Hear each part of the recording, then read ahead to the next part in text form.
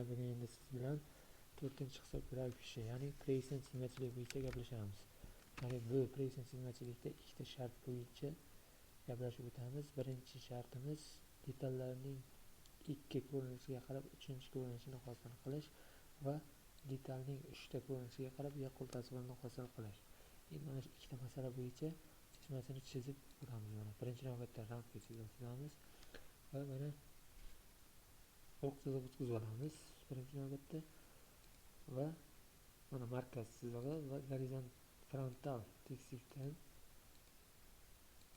oltdan ko'rinishini chizib olamiz detalli.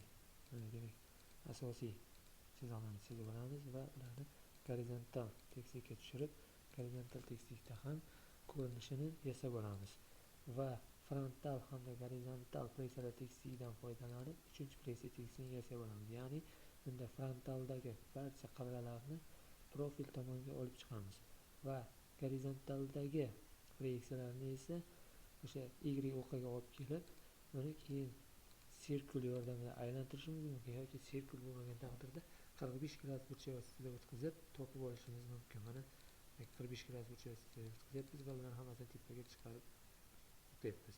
Endi mana shular asosida endi detalni asosiy ko'rinishlarini hosil qilishimiz mumkin. Birinchi navbatda yana o'sha ramka chizig'i va o'q chiziq.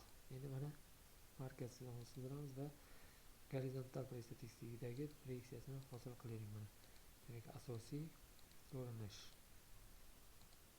Mana front gorizontaldagi proyeksiyalar ko'rinmas chizig'lar shtrixda, ko'rinadigan chizig'lar hammasi qalin qilib qoraytirib chizib oldik.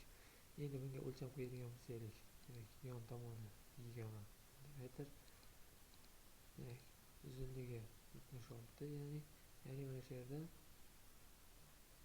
qaytgan nuqta 76 bo'lyapti va umumiy eni esa 70.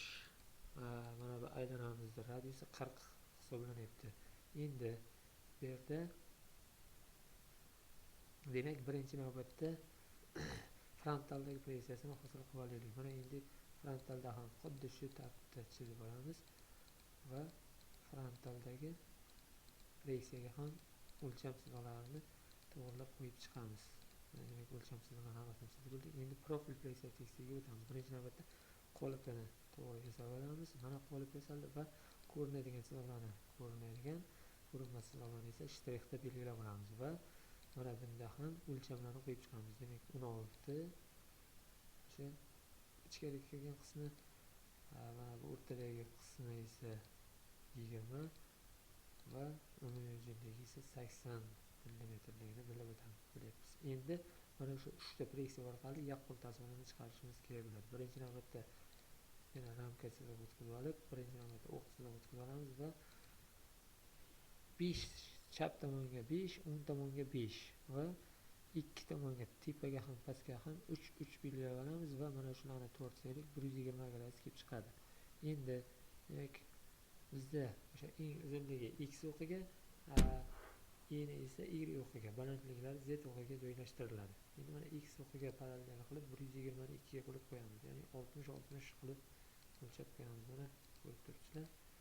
Undan keyingi jarayonlar mana shu tartibda amalga oshirib boriladi. Mana demak balandliklar qo'yilyapti hammasi joy-joyiga va asosiy chiziq chizib bo'lgandan keyin endi o'yin joylarini o'yib o'sha kerakli joylarga kerakli detallarni joylashtirib chiqiladi. Mana demak masofalar o'lchanyapti va o'sha bizga kerakli masofa aniqlanib bo'ldi.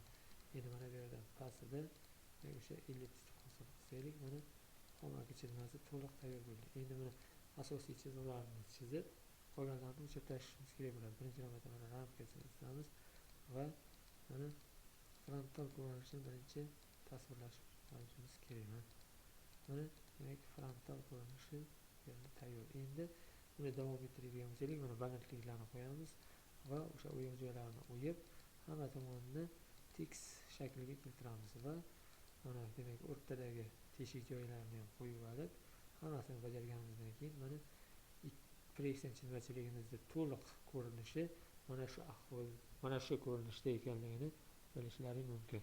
Mana demak mana bu 3 ta ko'rinish orqali mana bu yerda demak ko'rishimiz mumkin. mana shu 3 ta ko'rinish orqali demak biz proyeksion chizmachilik, ya'ni aksiyometriyani hosil qildik. Mana shu bilan demak tushunarli bo'lgan bo'lsa darsimiz yakunlandi. E'tiborlaringiz uchun rahmat.